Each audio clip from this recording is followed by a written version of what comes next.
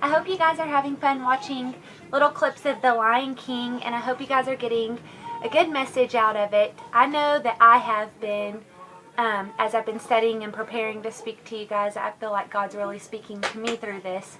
So I hope He's speaking to you guys as well.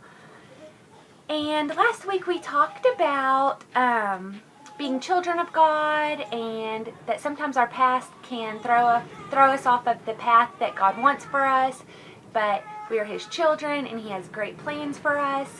And this week we're going to talk about change, and how sometimes we have to face our past even though it may hurt and even though we don't want to, but if we face our past and move forward, that in the end we can get back on that path with God and continue the journey that He wants us to continue. So like in the movie, Simba, he says he needs to change. Like some of us, we need to change, but it's going to be hard and it's going to be a difficult road.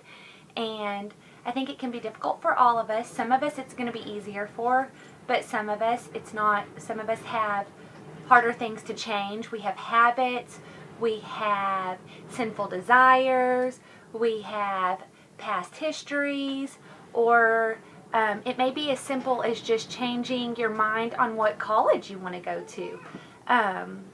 So who knows what your decision is or what you need to change, but there's all kinds of different scenarios. And like it could be breaking the habit of biting your nails. We all know that we shouldn't bite our nails, but they're right there. They're constantly right there all the time, tempting us and saying, bite me, bite me, bite me, and we know that we shouldn't. But once we do it and once it becomes a habit, it's hard to break. So we need to change that. Or it could be like, I need to eat healthy, and you're going to make that decision and you're going to change and you're going to start eating healthier. And then every corner there's Krispy Kreme or Burger King or McDonald's, or your friends bring you candy bars. And that makes it hard to change your eating habits. And then there's other things, like more serious things, like maybe drinking, doing drugs, smoking. You start that and it becomes a desire. It becomes a sinful desire. It becomes something that you want to do. And you'll always have that with you now that you've tried it, but you can break that and you can change that and go back to a different life where you didn't have that. And but if you hang out with the same friends that do those things, it's going to be hard to change. But who wants to leave their friends, right? Who likes change, period? Changing, period, is just difficult. Even for girls, changing clothes, because then you have to make decisions on what clothes to change and pick out a whole new outfit. Guys, I don't know what you guys change. What do y'all change? Like what movie you like or what band you like. I guess girls could change their minds on that stuff too. I don't know.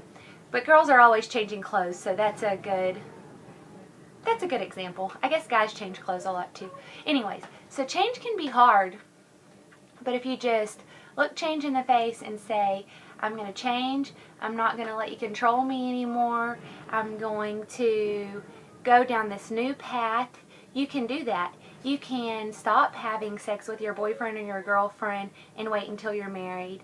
You can stop drinking, you can stop doing drugs, you can stop looking at porn, you can stop doing all of those things and go down the path that God wants you to lead. That God wants you to go down. And in the movie, Rafiki tells Simba, you don't run from your past. So we don't want to run from our past, we want to learn from our past. So the past decisions that we've made that have hurt us or caused hurt in someone else's life or have affected us in some negative way, we don't want to keep doing that, because here's what happens if you keep doing that.